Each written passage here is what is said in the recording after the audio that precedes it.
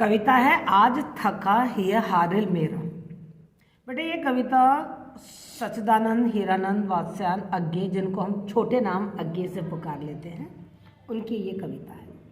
इस कविता को पढ़ने से पहले हमें कुछ बातों को जानना बहुत ही जरूरी है। आज थका हिय हारिल मेरा, आपको मालूम होना चाहिए कि हिय माने हृदय और हारिल, हारिल एक पक्षी है, यानी कि हिय को क्या कहा है, हारिल कहा है। अब हमारे मन में एक प्रश्न उठता है कि अज्ञे ने अपने हृदय को हारिल क्यों कहा है। ये सारी बातें मैं आपको आज इस वीडियो में समझाऊंगी, लेकिन उसके पहले थोड़ा सा हम अज्ञे के परिचय पर ध्यान दे लेते हैं।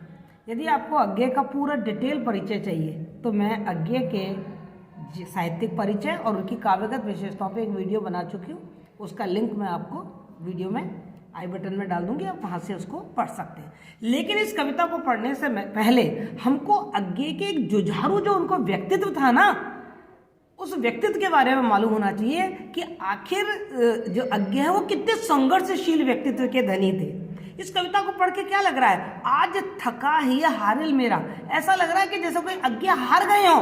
कविता का शीर्षक यही कह रहा है ना कि मेरा हृदय आज थक गया है, हार गया है। लेकिन मैं आपको बताऊं, अज्ञे बहुत ही संघर्षशील और जुझारू व्यक्तित्व के धनी थे।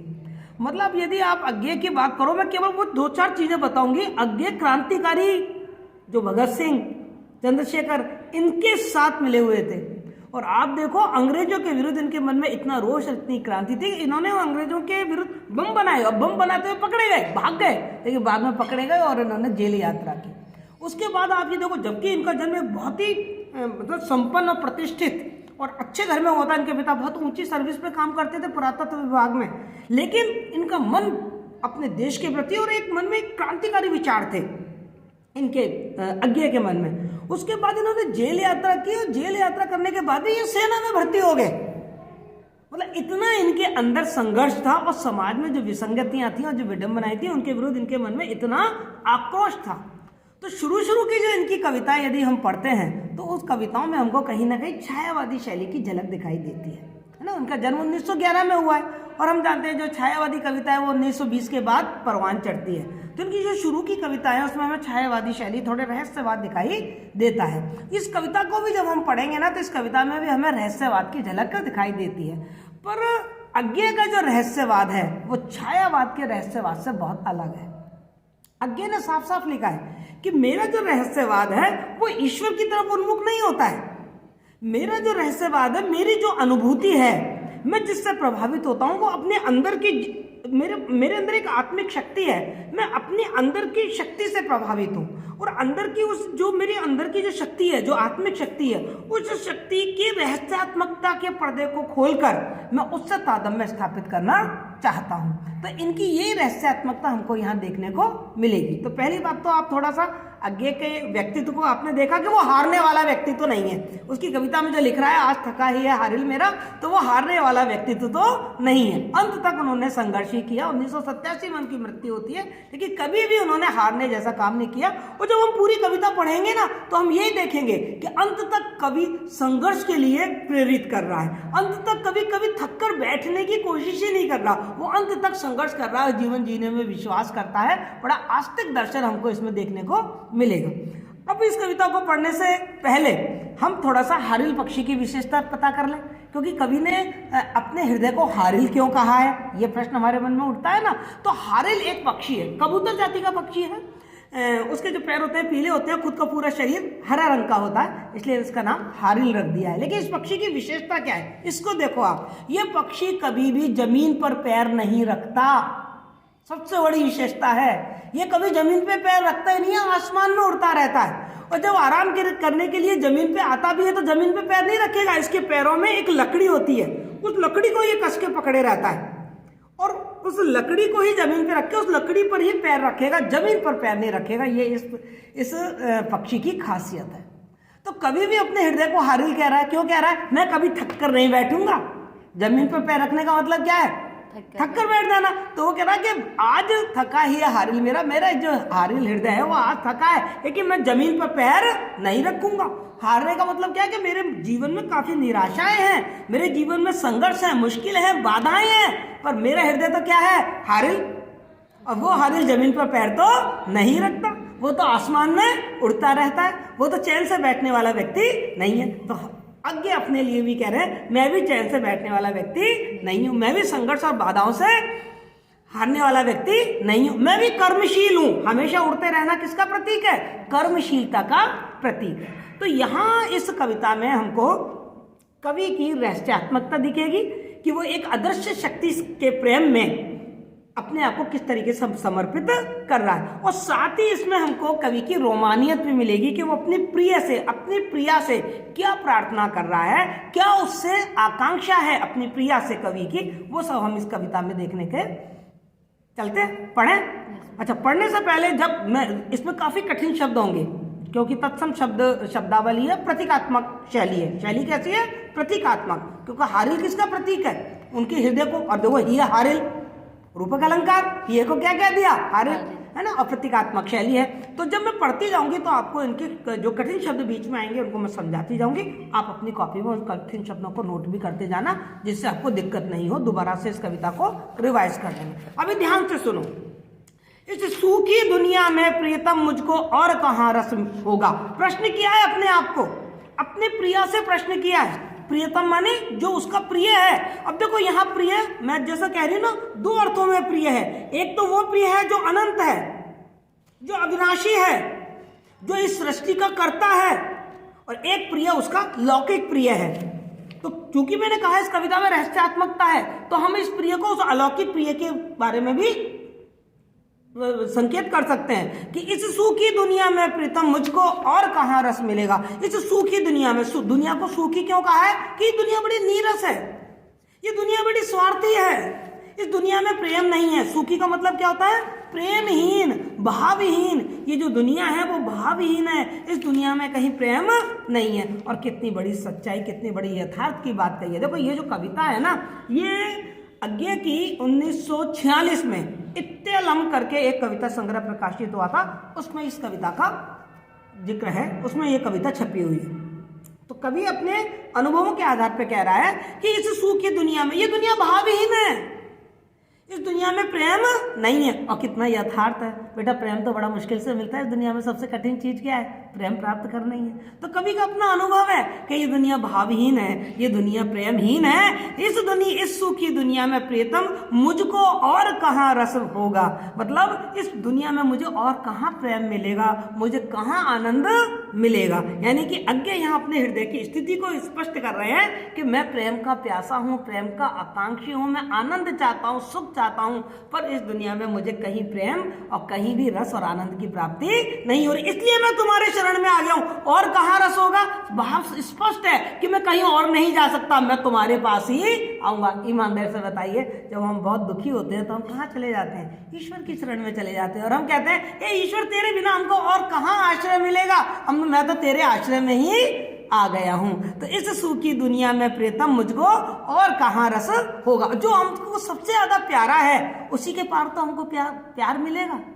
ठीक है, आगे क्या कह रहे हैं? शुभे तुम्हारी स्मृति सुख से प्लावित मेरा मानस होगा। शुभे, उन्होंने अपनी प्रेयसी को कहा है, अपनी प्रियतमा को कहा है कि हे शुभे, तुमने मेरी जिंदगी में हमेशा शुभ ही शुभ का किया है, तुमने मेरी जिंदगी में हमेशा खुशियां खुशियां और आनंद ही आनंद बरसाया है। इसलिए उन्होंने अपनी प्रेयसी को किस नाम से संबोधित किया है? शुभे, हे शुभे, तुम्हारी स्मृति सुख से प्लावित मेरा मानस होगा। जो मेरा मन है, मेरा मन इस समय क्या हो रहा है? दुखी हो रहा है, मेरा मन प्रेम की आकांक्षा में डूबा हुआ है, लेकिन मेरे मन में प्रेम कहां से मिलेगा? तुम्हारी स्मृति सुख से प्लावित, तुम्हारी जो स्मृतियां हैं, जो तुम्हारे प्रेम की मधुर स्मृतियां हैं, उसी से मेरा मन प्लावित होगा। अर्थात उसी से मेरे मन में प्रेम का जो पानी है, प्रेम का जो नीर है, वो मेरे मन को क्या कर देगा? सिंचित कर देगा। प्लावित होने का मतलब क्या है? पानी में डूब जाना। तो प्रेम नीर में, प्रेम की निधि में, प्रेम के जल में डूब जाएगा। तुम्हारी स्मृति, किसकी स्मृति? प्रिया की स्मृति, प्रियतमा की स्मृति। डैनों के मार थपेड़े अखिल व्यम को वश में करता, तुझे देखने की आशा से अपने प्राणों में बल भरता। अब अज्ञे उस ईश्वर से प्रार्थना कर रहे हैं जो जिस ईश्वर को, वो कोई बाहर के ईश्वर से बात नहीं करते, वो कहते ईश्वर तो मेरे अंदर है, मेरे अंदर जो प्राण शक्ति है वही ईश्वर का प्रतिरूप है। उसको संबोधित करते हुए कह रहे हैं कि दृढ़ डैनों के मार थपेड़े मैं अपने, क्योंकि उन्होंने अपने आप को क्या मान लिया, हारिल क्या मान लिया है, पक्षी। अब पक्षी के क्या होते हैं, पंख होते हैं, पंख को क्या कहते हैं, डैने। और आपको मैं ये भी बता दूं कि हारिल पक्षी के डैने काफी लंबे होते हैं, करीबन 15 से 17, 18, 19 सेंटीमीटर तक लंबे इसके पंख होते हैं। तो वो कहते हैं कि दृढ़ डैनों के, और पंख जो हारिल पक्षी के जो डैने होते हैं वो बहुत मजबूत होते होंगे बेटा, तभी तो वो पूरे पूरे दिन आकाश में उड़ता रहता है, जमीन पे आता नहीं है, तो बहुत मजबूत है हारिल पक्षी के जो पंख हैं। तो वो कहता है कि मेरे भी पंख बहुत कैसे हैं, मजबूत हैं। यहाँ पंख बेटा प्रतीक है प्रयासों का, कोशिशों का, हिम्मत का, है ना, अंदर के आत्मविश्वास का। तो दृढ़ डैनों के मार थपेड़े अखिल व्यम को वश में करता। मैं क्या करता हूं, जैसे जो हारिल पक्षी है वो अपने मजबूत पंखों से उड़ता हुआ पूरे आसमान को अपने वश में कर लेता है, अर्थात पूरे आसमान में घूमता रहता है, ऐसे मैं भी अपनी आत्मशक्ति रूपी जो मेरे पंख हैं, जो मेरे प्रयास रूपी मजबूत, जो मेरे दृढ़ संकल्प रूपी जो मेरे पंख हैं, उससे मैंने पूरे व्यम को, पूरी दुनिया को, पूरे कायनात को अपने वश में कर रखा है। यानी कि सब चीजों पर मेरा अच्छी तरीके से नियंत्रण है। तुझे देखने की आशा से अपने प्राणों में बल बढ़ता। बस मेरे मन में एक इच्छा है कि कैसे ही मैं तुझे देख लूं, मुझे तेरा दर्शन हो जाए। और तेरे दर्शन के लिए मैं क्या करता हूँ, पूरे आसमान में फिरता हूँ। आसमान का मतलब ये क्या है, पूरी कायनात में मुझे तुझे ढूंढता रहता हूँ। सिर्फ मैं तेरे दर्शन पाना चाहता हूँ, सिर्फ तुझे देखना चाहता हूँ। इसके लिए मैं अपने पंखों में बहुत हिम्मत भरता हूँ, अपने प्रयासों में, अपनी कोशिशों में बहुत हिम्मत भरता हूँ कि कैसे ही मुझे अपने उस आंतरिक शक्ति के दर्शन हो जाए, उस रहस्यात्मक जो शक्ति है जो सृष्टि को चलाती है, उस सृष्टि के मुझे दर्शन हो जाए। क्लियर बेटा, समझ आ रहा। आगे वो कह रहे हैं कि उषा से ही उड़ता आया पर ना मिल सकी तेरी झांकी, सांझ समय थक चला विफल मेरे प्राणों की का हारिल पाखी। कितने प्यार से आगे कह रहे हैं कि उषा से ही उड़ता आया। देखो उषा काल किसे कहते हैं, जब सूर्योदय होता है, यानी कि दिन का प्रारंभ होता है। तो दिन का जैसे ही प्रारंभ होता है, जैसे ही सुबह प्रारंभ होती है, सूर्योदय से पहले ही, उषा काल कब आता है, सूर्योदय से पहले का काल आता है। तो वो कहते हैं सूर्योदय से पहले ही मैं आकाश में उड़ने लग जाता हूं, पर ना मिल सकी तेरी झांकी। पर अभी तक मैंने अपने उस रहस्य में जो शक्ति है, उस शक्ति के दर्शन नहीं किए हैं। यहाँ कवि का कहना यह है, उषा से ही उड़ता आया, मैं अपने जीवन के प्रारंभिक समय से ही प्रयास कर रहा हूं तुझे देखने का, तुझे पहचानने का, अपने उस आंतरिक शक्ति को पहचानने की कोशिश मैं अपने जीवन के प्रारंभ से ही कर रहा हूं। उषा काल देखो यहाँ रूपक चल रहा है पूरा। उषा काल मतलब दिन का, सूर्योदय से पहले का समय, और यहाँ उषा का मतलब क्या है, जीवन का प्रारंभिक समय। कवि के जीवन का प्रारंभिक समय से ही वो अपनी उस रहस्यात्मकता को, अपने अंदर की आंतरिक शक्ति को पहचानना चाहता है, पर वो कह रहा है कि मुझे अभी तक उसकी झांकी नहीं मिली है, अभी तक मैं अपने आप को नहीं पहचान पाया हूं, अभी तक मैं अपनी आत्मिक शक्ति को नहीं पहचान पाया हूं। सांझ समय थक चला विफल मेरे प्राणों का हारिल पंखी। और अब शाम हो गई है, जो हारिल पक्षी है पूरे दिन आकाश में घूमता रहता है, उड़ता रहता है, उस जो आत्मिक शक्ति है उसको जानने के लिए, अपने लक्ष्य को पहचानने के लिए, अपने लक्ष्य को देखने के लिए वो हारिल पक्षी आकाश में घूमता रहता है, लेकिन उसको वो अपना लक्ष्य कहीं दिखाई नहीं देता। तो शाम के समय वो क्या हो जाता है, असफल होकर थक जाता है। यहाँ कवि अपने लिए कह रहा है कि मैं अपने जीवन के प्रारंभिक समय से अपनी आत्मिक शक्ति को पहचानने की कोशिश कर रहा हूँ, और अब मेरी सांझ हो चली है, यानी कि बहुत समय बीत गया है, और मेरे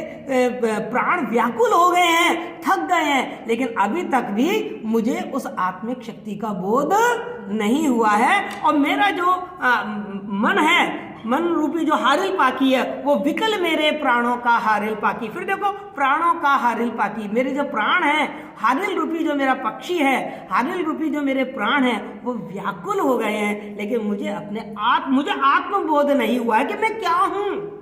मुझे अभी तक आत्मबोध नहीं हुआ है, अभी तक मुझे अपनी आंतरिक शक्ति का ज्ञान नहीं हुआ है। क्लियर बेटा।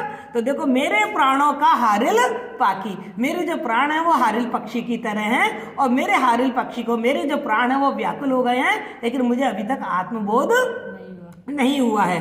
त्रसित, त्रसित मानी प्यासा, श्रांत मानी थका हुआ, तम अंधकार, भ्रांत मानी भटका हुआ, निर्मम मानी ममता से हीन मतलब क्रूर, झंझा झोंकों से, झंझा झोंका मतलब आंधी और तूफान, ताड़ित, ताड़ित मानी ताड़ा हुआ, जिसका अपमान किया गया हो। तो वो कह रहे हैं त्रसित, श्रांत, तम, भ्रांत और निर्मम, झंझा झोंकों से ताड़ित, दरस प्यास है असह, वही पर किए हुए उनको अनुप्राणित। अब देखो उन्होंने कहा ना मेरे प्राण व्याकुल है, मेरा जो प्राण रूपी हारिल पाखी है वो क्या है, व्याकुल है। क्यों व्याकुल है कि त्रसित है, वो प्यासा है, वो आत्मबोध का प्यासा है, वो आत्मशक्ति को जानना चाहता है, वो उस अदृश्य शक्ति जो रहस्यात्मक अनुभूति है उस अनुभूति को जानना चाहता है, उसकी जानने की प्यास है, लेकिन अभी तक वो उसको जान नहीं पाया है। तो व्याकुल क्यों है उसके प्राण, क्योंकि वो त्रसित है, प्यासा है, शांत है, थक गया है, लेकिन उसको अभी अपना लक्ष्य, अपना आत्मबोध, अपनी आत्मशक्ति का ज्ञान नहीं हुआ है। तब में भ्रांत और अंधकार में भटक रहा है, उसको कोई रास्ता दिखाई नहीं दे रहा, उसके पास कोई दिशा नहीं है। और निर्मम, झंझा झकोरों से ताड़ित, और दुनिया भर के जो झंझा झकोर है, आंधी तूफान यानी कि मुश्किलें हैं, जो संघर्ष है, वो मुझे ताड़ित कर रहे हैं, अपमानित कर रहे हैं, लेकिन मुझे वो आत्मबोध नहीं हो पा रहा है। दरस प्यास है ऐसा है, और उसके दर्शन करने की जो प्यास है वो असहनीय हो गई है। किसके दर्शन करने की प्यास, अपने आत्मशक्ति को जानने की जो प्यास है। और एक बात बताऊं बेटा, इंसान को सबसे ज्यादा जो प्यास है ना वो अपने आप को जानने की होती है। पूरी जिंदगी बीत जाती है, हम अपने आप को नहीं पहचान पाते कि मेरी आत्मशक्ति क्या है। दुनिया में भागते हैं। कबीरदास जी ने कहा है ना कि जो ईश्वर है वो तो मृग की नाभि में है, और जो मृग है वो सारे जंगल में चारों तरफ भटकता रहता है, जो कस्तूरी है वो उसकी नाभि में है। ऐसे ही जो भगवान है वो तो हमारे अंदर है, एक प्राण शक्ति के रूप में, और उस ईश्वर को ढूंढने के लिए पता नहीं हम कहाँ कहाँ भटकते रहते हैं, है ना, कितने अपमान सहते रहते हैं, कितने दुख और कष्ट सहते रहते हैं, लेकिन अपने अंदर बसे हुए ईश्वर को ही नहीं समझ पा रहे। वही व्याकुलता हमें यहाँ पर अज्ञे की दिख रही है। तो वो कह रहे हैं कि त्रसित, श्रांत, तम, भ्रांत, निर्मम, झंझा झकोरों से ताड़ित, मुझे बहुत अपमान सहना पड़ता है, बहुत मुसीबतों और मुश्किलों से मैं होकर गुजर रहा हूँ। झंझा झकोर मतलब आंधी तूफान। आंधी तूफान किसका प्रतीक है, जीवन के संघर्षों का, जीवन के दुखों का। दरस प्यास है ऐसा, और अब तो मेरी जो दरस की जो प्यास है उसको जानने की जो मेरी इच्छा है वो क्या हो गई है, असहनीय हो गई है। अब तो मतलब मेरी सहनशीलता भी खत्म होती जा रही है। वहीं पर किए हुए उसको अनुप्राणित, और वही जो तुम्हें देखने की जो मेरी प्यास है, इच्छा है, बस वही इच्छा मेरे अंदर हिम्मत भर रही है। यदि वो इच्छा नहीं हो तो मेरे अंदर ये हिम्मत ही नहीं है। वो मुझे अनुप्राणित किए हुए है, वो मुझे प्रेरित किए हुए है, वही मुझे हिम्मत दे रही है। गा उठते हैं आओ आओ के की प्रिय धन की पुकार कर, और स्वागत की उत्कंठा में वे हो उठते हैं उद्भ्रांत नृत्य पर। अब यहाँ पर कवि कुछ प्रकृति के जो अन्य उपादान हैं उनके माध्यम से अपनी बात कहना चाह रहा है। यहाँ कवि ने अपने हृदय का तो हारिल कहा है, पर कवि क्या देख रहा है इस दुनिया में, वो देख रहा है कि मोर है, और गा उठते हैं आओ आओ केकी प्रिय धन को पुकार कर। जो केकी है, केकी मतलब मोर है। मोर बादलों को बहुत प्रेम करता है, क्योंकि जब बादल बरसते हैं तो वो नाचता है। तो वो कहते हैं जो मोर है वो अपने प्रिय बादलों को पुकार पुकार के क्या पुकारता है, आओ आओ, और उनके स्वागत में उत्कंठित होकर, प्रसन्न होकर, अधीर होकर नाच उठता है। कौन, मोर, क्योंकि मोर को प्रिय कौन है, बादल है। वो भी उनको पुकार पुकार के और उनके स्वागत में नाचने लगता है। चातक तापस तरु पर बैठा, स्वाति बूंद में ध्यान रमाए, और स्वप्न तृप्ति का देखा करता, पी की टेर लगाए। दूसरा उदाहरण उन्होंने दिया चातक का, और चातक को उन्होंने तपस्वी कहा, तापस कहा, यानी कि तपस्वी कहा। उन्होंने कहा जो चातक है वो भी तरु मानी पेड़ पर बैठा हुआ है। किस इंतजार में, स्वाति बूंद में ध्यान लगाए। हम सबको मालूम है, अब मैंने पहले भी आपको कई बार बताया है कि जो चातक पक्षी होता है वो पूरे साल भर प्यासा रहता है, कोई पानी नहीं पीता। नदी नाले कितनी भी, गंगा यमुना कोई भी पानी हो, उस पानी को नहीं पीता है। वो केवल उस पानी को पीता है जो स्वाति नक्षत्र में जो बूंद टपकती है, उसी बूंद से वो अपनी प्यास बुझाता है। पूरे साल वो प्यासा रहता है। तो ये चातक है, इसलिए उसको तपस्वी कहा है। वो पेड़ पर बैठा है, किसकी ध्यान लगा का है, स्वाति नक्षत्र में जो बूंद बरसेगी उसकी ध्यान लगाए हुए है, कि जब वो बूंद बरसेगी तब मैं अपनी प्यास बुझाऊंगा। स्वप्न तृप्ति का देखा करता, और बैठा बैठा स्वप्न देख रहा है कि स्वाति बूंद टपकेगी, स्वाति नक्षत्र की बूंद टपकेगी तब मेरी प्यास बुझेगी। पी पी पी की टेर लगाए, और पी पी अपने पिया पिया को बुलाने की टेर लगा रहा है, आवाजें कर रहा है, उनको पुकार रहा है। हारिल को यह सह नहीं है, पर हारिल मतलब मेरे हृदय को ये सहन नहीं है। जो मोर करता है, जो चातक करता है, मैं वो नहीं कर सकता, मैं वो नहीं करता। वो तो टेर कर रहा है, आवाज लगा रहे हैं, लेकिन मैं इस तरीके से आवाज नहीं लगा सकता। मोर तो जमीन पे नाच रहा है, जो चातक है वो पेड़ पर बैठा हुआ, उसके स्वप्न में खोया हुआ है, मैं ऐसे स्वप्नों में नहीं खो सकता। हारिल को यह सह नहीं है, यह पौरुष का मदमाता है, ये जो मेरा ही है, मेरा हृदय को यह स्वीकार नहीं है, क्योंकि मेरा हृदय तो क्या है, हारिल पक्षी है। और हारिल पक्षी किसका प्रतीक है, पौरुष का प्रतीक है, कर्म का प्रतीक है। मेरा जो हृदय है वो तो हिम्मत का प्रतीक है, वो तो पौरुष का मतलब होता है बहुत हिम्मत और बहुत कर्म, वो कर्महीन नहीं है। इसलिए मेरे हारिल हृदय को, मेरे हृदय को मोर के और चातक की ये गतिविधि पसंद नहीं है, मैं इसको सहन नहीं कर सकता। इस जड़ धरती को ठुकरा कर, इस जड़ धरती को ठुकरा कर ऊंचा समय वह उड़ जाता है। इसलिए ये जो चातक है, ये जो मोर है, ये तो जड़ धरती पे रहते हैं, लेकिन जो मेरा हारिल है, जो मेरा हृदय है, वो इस जड़ धरती को, क्योंकि वो जड़ता उसे पसंद ही नहीं है, गतिहीनता उसे पसंद ही नहीं है, उसे तो कर्मशीलता पसंद है, हमेशा गतिविधि करते रहना पसंद है, हमेशा उड़ते रहना पसंद है, प्रयास करते रहना पसंद है, संघर्ष करते रहना पसंद है। इसलिए वो इस जड़ धरती को ठुकरा कर और ऊंचा समय उड़ जाता है, प्रातः काल से ही उड़ जाता है, जीवन के प्रारंभ से ही वो प्रयास कर रहा है। बैठे रहो पुकारो गाओ वैसा मेरा धर्म नहीं है। कितनी प्यारी बात कही है। वो कह रहे हैं बैठे रहो एक जगह और भगवान को पुकारते रहो, हे भगवान हे भगवान, मतलब मेरा ये धर्म नहीं है, मेरा ये कर्तव्य नहीं है, मैं तो कर्म करने में विश्वास करता हूँ। वो कहते हैं ना कि वो असगर अजगर करे ना चाकरी, है ना, डाक मलूसा कह गए कि सबके वो जो रखवारे हैं वो राम है। अरे राम भी उसकी हेल्प करता है जो खुद कर्म करता है। यदि आप कर्म नहीं करोगे तो भगवान भी आपकी कोई हेल्प नहीं करेगा। तो वहां पर यही कह रहे हैं कि बैठो रहो पुकारो गाओ वैसा मेरा धर्म नहीं है। वो कह रहे हैं मैं ऐसा धर्म नहीं है कि मैं एक जगह बैठा रहूं और पुकारता रहूं और गाता रहूं, ये मेरा धर्म नहीं है। देखो यहाँ पर उन्होंने कवियों पर भी व्यंग कर दिया है कि मैं ऐसा कवि नहीं हूँ जो केवल कविताएं लिखता रहूं, मैं तो कविता लिखने के साथ साथ क्या करता हूँ, वैसा कर्म भी करता हूँ। मैंने आपको उनका व्यक्तित्व बताया। उन्होंने केवल कविता नहीं लिखी, हम अंग्रेजों के गुलाम हैं, देश मेरा आज़ाद हो जाए, केवल कविता नहीं लिखी, बल्कि उन्होंने क्या किया, अपने देश को आज़ादी के लिए प्रयास भी किए, क्रांतिकारी गतिविधियां की, जेल गए। तो वो कहते हैं कि बैठो रहो पुकारो गाओ वैसा मेरा धर्म नहीं, और मैं हारिल हूँ, बैठे रहना मेरे कुल का कर्म नहीं। ये लाइन तो बहुत ही प्यारी है। क्या कह रहे हैं, मैं हारिल हूँ, मैं तो हारिल पक्षी हूँ जो हमेशा आकाश में उड़ता रहता है, जो पौरुष का प्रतीक है, जो अपने पौरुष पे गर्व करता है। मैं तो वैसा हारिल हूँ, बैठे रहना मेरे कुल का धर्म नहीं है, मेरे वंश का ही धर्म नहीं है, मेरे पूर्वजों का भी ये धर्म नहीं था। मेरे जो पूर्वज थे, जो मेरा कुल था, जो मेरा वंश है, जो मेरा परिवार है, वो सारा परिवार कुल सब कैसा है, कर्मशील है। मैं बैठे रहने में विश्वास नहीं करता। तुम प्रिय की अनुकंपा मांगो, मैं मांगू अपना समकक्षी। वो लोगों से कह रहे हैं तुम मांगो कि तुम्हारा प्रिय तुम पर कृपा कर दे, दया कर दे। मैं दया नहीं मांगता, मैं क्या मांगता हूँ, हिम्मत मांगता हूँ कि मैं कर्म करूं, मेरे को इतनी शक्ति दो कि मैं कर्म करूं। मैं दया से कोई चीज मांगना नहीं चाहता। तो तुम प्रिय की अनुकंपा मांगो, मैं मांगू अपना समकक्षी। मुझे तो अपना जैसा ही कर्मशील व्यक्ति मेरे साथी के रूप में, मेरे सहचर के रूप में चाहिए। और मैं आपको बताऊं, अज्ञे की जो पत्नी थी ना, उनका नाम कपिला था, वो भी समान विदुषी महिला थी। उनको भी भारत सरकार ने पद्म विभूषण से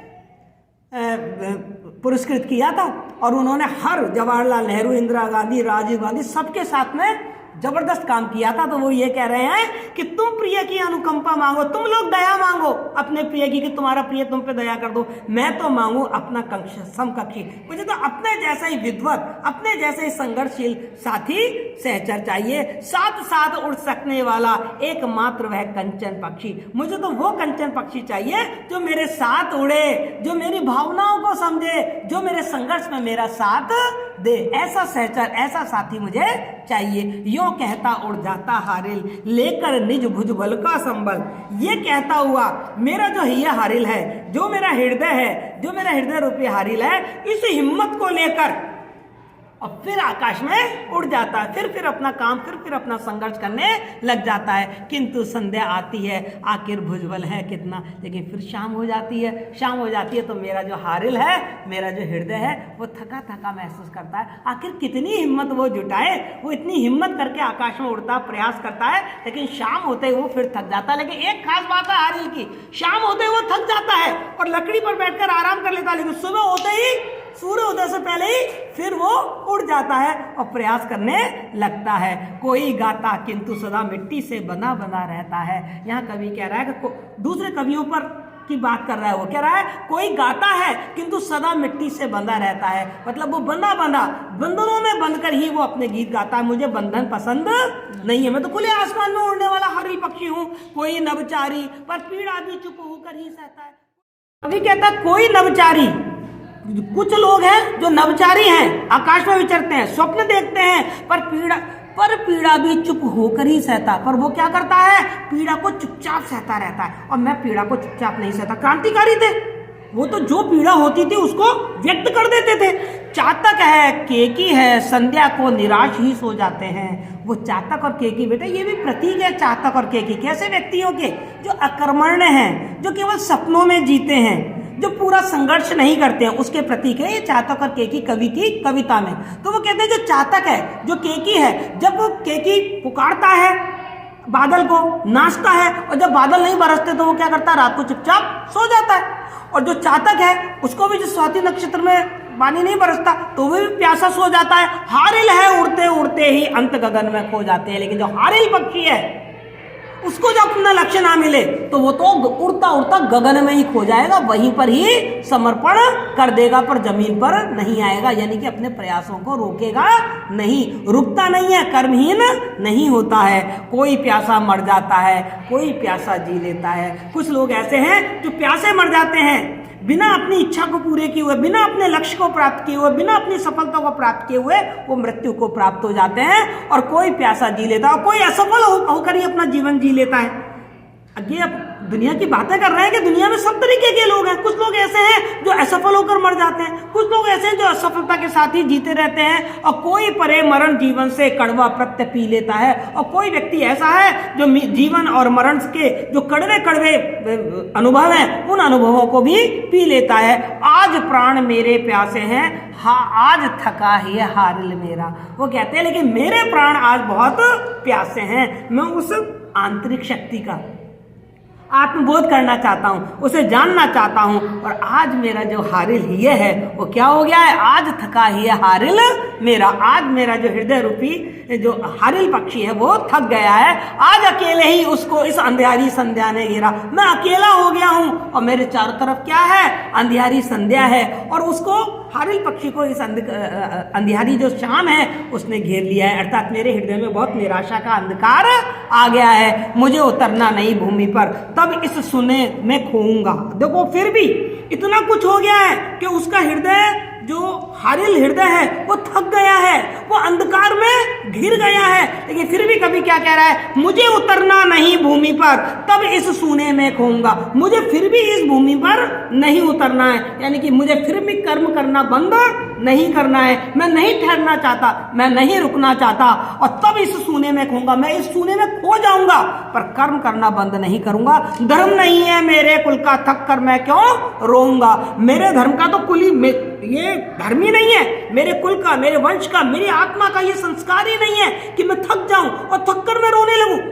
माना कि मैं थक गया हूं, माना कि मुझे अंधकार ने घेर लिया है, माना कि मेरे जीवन में बहुत निराशा आ गई है, लेकिन फिर भी मैं हिम्मत तो नहीं हारूंगा। हिम्मत हार के मैं रोऊंगा नहीं हूं, क्योंकि ये मेरा कर्तव्य नहीं है, ये मैंने सीखा नहीं है, ये मेरा संस्कार नहीं है। शब्द देखो आप, धर्म नहीं है मेरे कुल का थक कर मैं भी क्यों रोऊंगा, कि मैं थक कर रोऊंगा नहीं। मैं तो क्या करूंगा, चाहे कितने भी अंधकार आ जाए, कितनी भी निराशा आ जाए, कितनी भी असफलता आ जाए, मैं फिर भी कर्म करते रहूंगा हारिल पक्षी की तरह, क्योंकि मैंने कभी हारना सीखा ही नहीं है, हार कर रोना मैंने सीखा ही नहीं है। मुझे दिलासा दोगे जिस सूने में मैं लुट चला। आगे कभी कह रहा है, पर प्रिय अंत समय में क्या तुम इतना मुझे दिलासा दोगे। वो अपने प्रिय से बात कर रहा है, मेरा अंत समय, क्योंकि अब मैं थक गया हूं, हार गया हूं, अंधेरा चारों तरफ छा रहा है, लेकिन मैं हिम्मत नहीं आ रहा हूं, और मुझे एक आशा तुमसे भी है, तुम मुझे दिलासा दो ना अपनी आंतरिक शक्ति से, अपने अंदर का जो आत्मबल है, उस आत्मबल से वो प्रार्थना कर रहा है। क्या प्रार्थना कर रहा है, कि तुम मुझे इतना दिलासा दे दो, तुम मुझे इतना विश्वास दे दो कि जिस सूने में मैं लुट चला, कहीं उसी में तुम भी होगे। मैं जिस सूने में लुट जाऊंगा, क्योंकि मैं थककर जमीन पर तो नहीं आऊंगा, मैं उस सूने में ही लुट जाऊंगा, अपने आप को त्याग दूंगा, अपने आप समर्पण कर दूंगा, उस सूने में तुम भी कहीं ना कहीं मेरे साथ होगे। अपने प्रिय से वो ये अपेक्षा कर रहा है। इस सूखी दुनिया में प्रियतम मुझको और कहाँ रस मिलेगा। हे प्रियतम, ये दुनिया पूरी सूखी है, भावहीन है, मुझे जो भी प्यार मिलेगा वो तुम में ही मिलेगा, तुमसे अलावा मुझे कहीं और प्रेम मिलने वाला नहीं है। शुभे तुम्हारी स्मृति के सुख से प्लावित मेरा मानस होगा। हे शुभे, हे मेरी प्राणदायिनी प्रिया, तुम्हारी जो मधुर स्मृतियां हैं, उस मधुर स्मृतियों के सुख से ही मेरा मन प्लावित होगा, मेरा मन सिंचित होगा, मेरा मन आनंदित होगा। तो ये पूरी कविता मैंने आपको समझाई। इस कविता में हमको रहस्यवाद भी दिखाई दे रहा है। इस कविता में हमको आगे का अपने प्रिया के प्रति जो विश्वास है कि अंत समय में जब मैं थक जाऊंगा तब भी जो मेरी प्रिया है वही मेरे को दर्श देगी और मेरे को हिम्मत देगी। यहाँ कवि की जो प्रिया है वो कौन है, उसके अंदर की आत्मशक्ति, उसकी जीवनी शक्ति, उसका आत्मबोध, उसके अंदर जो ईश्वर का एक अंश है जिसे हम आत्मा कहते हैं, वो उसकी प्रिया है, और उसी प्रिया पर वो भरोसा कर रहा है, और अपने दिल को वो, अपने हृदय को वो हारिल पक्षी की तरह कर्मशील बनाना चाहता है, पौरुष का प्रतीक बता रहा है। आपको कविता पसंद आई? बिल्कुल समझ में आई। देखिए, इस कविता का जब अपन काव्य सौंदर्य की बात करेंगे तो हम देख रहे हैं हिंदी की खड़ी बोली है, तत्सम शब्दों की प्रधानता है, और शैली प्रतीकात्मक है, छंद मुक्त छंद है। क्लियर बेटा? और हम देख रहे हैं जगह जगह ऐसी बात नहीं, रूपक अलंकार तो हमें पूरी कविता में देखने को मिल ही रहा है। ये इसका काव्य सौंदर्य।